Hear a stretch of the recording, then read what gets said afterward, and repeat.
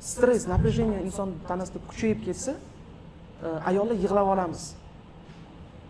Ko'pchilik aytishni boshladi, o'sha ayollar yig'lay olmasdan oldin yig'lashni boshladi. Bu yaxshi. Ayollar yig'laymiz, ayollar sirazi "Oyi, bugun meni shunaqa deb hech kim uyda yo'q payt qarab olamiz, qaynonam yo'qmi, erim yo'qmi, bitta xonaga kirib olamiz deb bosamiz. Mana bunaqa qildi, meni tushunmadi. Yoki opa-singlimizga telefon qilamizda. Ha, seni shunaqa qildi, meniki mana bu qildi, qurib ketsin. So, ichingizdagini aytib chiqarib olasiz kimgadir, lekin erkak ayta olmaydi. Do'stiga borib, "Men onam bilan ayolim tortishyapti" deb aytadi deb o'ylaysiz.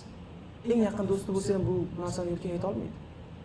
Otasiga borib aytadi deb o'ylaysiz. Eringiz kimga aytadi? Ko'pchilik erkaklarni demak o'sha stressdan qochish sababi bu bo'lsin har xil igrovoy o'yinlarmi, pul tikishmi, demak bu o'sha jarayonda qisman bo'lsa ham 1 minutga bo'lsa ham shu voqelikdan qutulish istagi yotadi. Ichsam shu jarayondan qochaman degan o'zi uстановка o'rnashib qolgan. Ularni psixologik ishlash kerak. Ya'ni ichadi, ma'lum bir muddatga ildizga ichilmayapti, lekin ozgina bo'lsa ham shu voqelikdan, shu dunyodan uzilyapti. Lekin baribir muammo kuchayib ketaveradi bu yerda. Erkaklar bo'lsa, bosimni ichida oshiraveradi. Aytmaydi hech kimga, chunki nima uстановkalarda o'sganmiz? Erkak yig'lamaydi, erkak hech kimga borib dardini aytish mumkin emas. Nima endi bir qaydagi borib coachga yoki psixologga borib dardimni aytaman. Da? Yoki borib do'stimga dardimni aytamanmi hozir? Nima qilaman?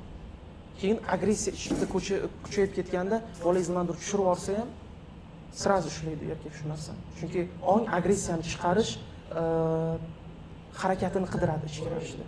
Poylaydi-da. Kutib yuradi shu narsani. Ayolining nimadir harakati ham yoqmay ketaveradi. Ayollarda ham xuddi shunaqa ichki agressiv bo'lib turaversa, bolasini nimadir qilgan ishida "Men tushunmayapman, nimaga urib qo'yapman, urgandan keyin o'zim yig'layapman, xohlamayapman" deyshadi ayollar.